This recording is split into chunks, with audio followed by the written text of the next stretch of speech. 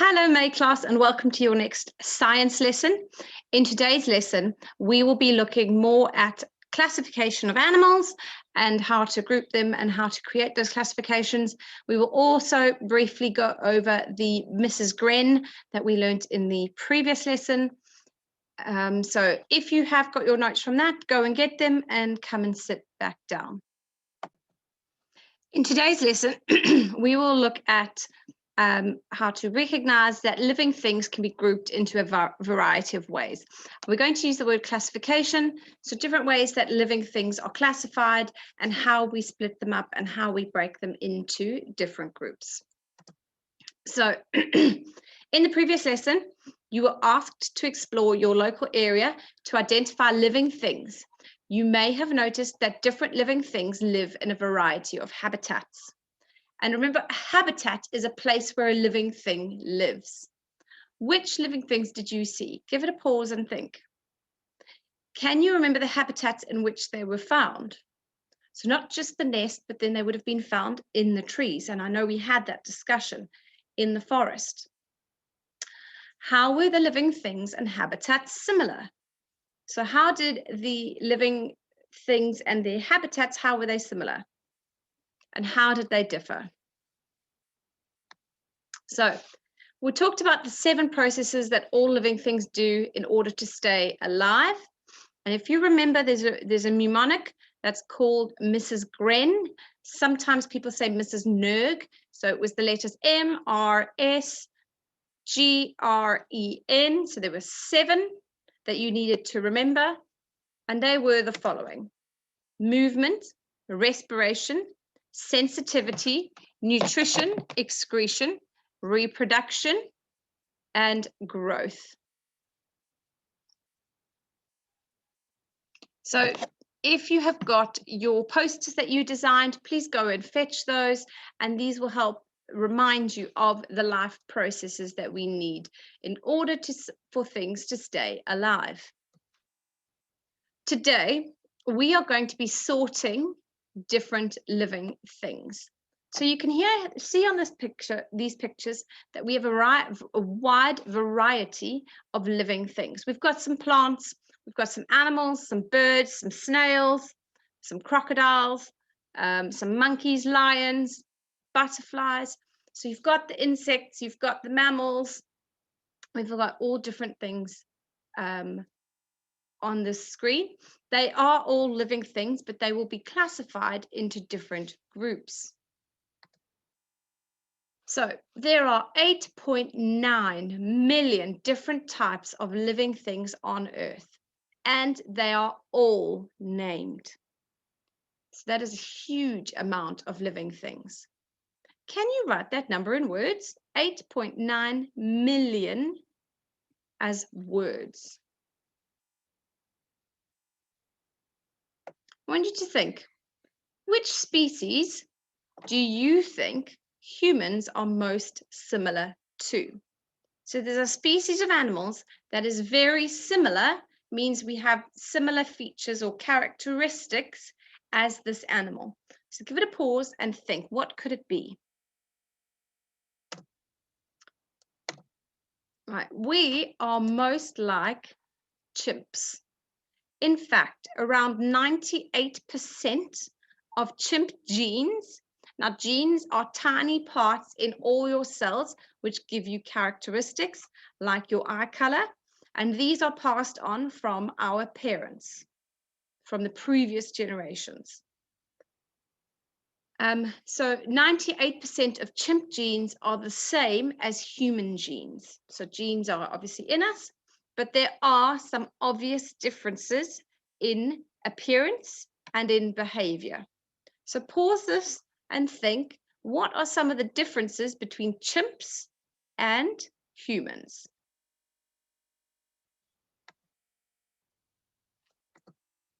Chimps are more hairy.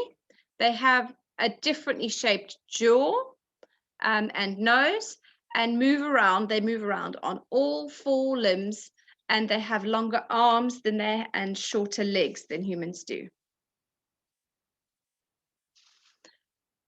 Sorting this large amount of species, so remember 8.9 million living things into groups based on similarity, helps people to know which living thing is being talked about. Because there are so many, when we break them into groups, we have a better understanding of the animal or living thing that we are talking about. Scientists can be sure that they are investigating the same species as well.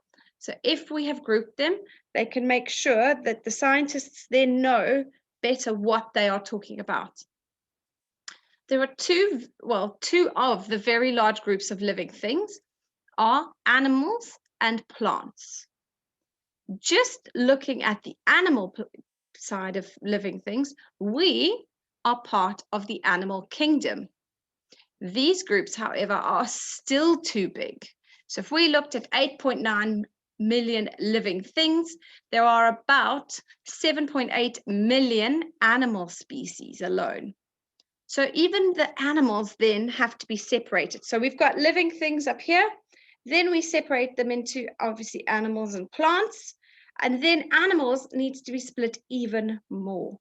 So animals are split into vertebrates and invertebrates. So say that with me: vertebrates, invertebrates. So can you think, what do these two words mean? We did discuss them previously, but what are vertebrates and invertebrates?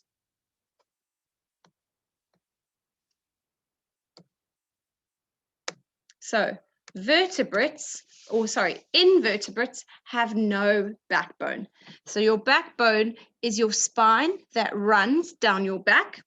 So invertebrates do not have a backbone. They have no spine. And vertebrates have spines. So give it a think. If we have a spine, we are vertebrates. Very good.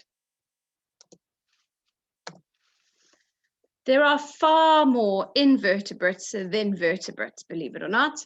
Some are very simple, but others are more complex, like insects and spiders, which we can refer to as arachnids. So say that with me: arachnids, and mollusks. Good. So what I would like you to do now is pause the video and click on the link in the description below to watch a little bit more about how animals are classified. And then once that video is finished, you can come back to this lesson. Vertebrates are split again. So if you can imagine, we've got living things, animals and plants. Animals is then split into invertebrates and vertebrates. And then vertebrates are split into fish, amphibians, reptiles, birds, and mammals. When we look at our plants, plants can be grouped into flowering and non-flowering plants. So flowering plants grow flowers and use seeds to reproduce or make plants like them. Non-flowering plants do not grow flowers. They use seeds or spores, and spores are very tiny parts of a plant that can be used to reproduce. And these seeds or spores are used to grow more plants just like them. A branching database. So scientists use a classification key to sort the millions of species of living things into groups and to name them. Scientists use better classification keys, which are a list of clues or answers for identifying an organism. For example, finding out which species it is. So not for example, so the clues and answers help them identify an organism and help them find which species they are. It is a key for unlocking the identification of a living thing or other object. And remember, we use keys to unlock doors. So if you can imagine, this key is going to unlock the information you need to help you identify living things and other objects. And I want you to think about the idea that we use a key when we're looking at maps. A key obviously tells us where something is or how something is sorted. So countries under the Roman rule, maybe we've made a little key and said all those countries are red, and all the others are green. So then we would use that key to help us sort out information. New species are still being discovered, especially in more remote places like the deep parts of the ocean or in the thick rainforest. So remote places are places that very few people have been able to get to. It's remote, it's very far away, hard to get to, not many people have visited. So recent things that have been found can include a jellyfish, that a new type of, or a new jellyfish that was found off the Italian coast. A new type of praying mantis was found in Rwanda, and some new dancing frogs were found in India. And I want you to try it for yourself. So pause the video now and use the search engine to find more recent discoveries. Can you find something that has been recently discovered, a new species recently discovered by scientists? When scientists find a species, they then have to try and classify it. So they need to sort it by observing it, so looking at it, some of its features. Does it live on land? Does it lay eggs? Is its skin wet or dry? All of these things would help them classify what type of animal it was. So the following slide will show you an example of a branching database. So say that with me, branching database. And these are for mini beasts. So a dichotomous key, so it's an organization key. So we've got spiders, a woodlouse, snail, a ladybug, bird, an earthworm, and an earwig. These are mini beasts. So the first thing we would ask is, does it have legs? And we can see that some of them have legs, some of them don't. And that would then lead us into helping us sort them out. So if it had legs, you would go yes. If it doesn't have legs, you would say no. Does it have antennae? Yes or no. If it doesn't have an antenna, it's probably an earthworm. If it does, it's probably a snail. So going back, does it have legs? If it does have legs, does it have 6 legs? If it says yes, it'll lead you to something. If it says no, it will lead you to somewhere else. I've said no, it doesn't have 6 legs. Is its body in 2 main parts? Yes or no? If it says no, it's a woodlouse. If you say yes, it's a spider. Back to, does it have 6 legs? Yes. Does it have pinches? Yes or no? It's going to either be a ladybird or an earwig. So give that a quick look, and let's see. So if I take the earthworm, does it have legs? No. Does it have antennae? No. Then it's an earthworm.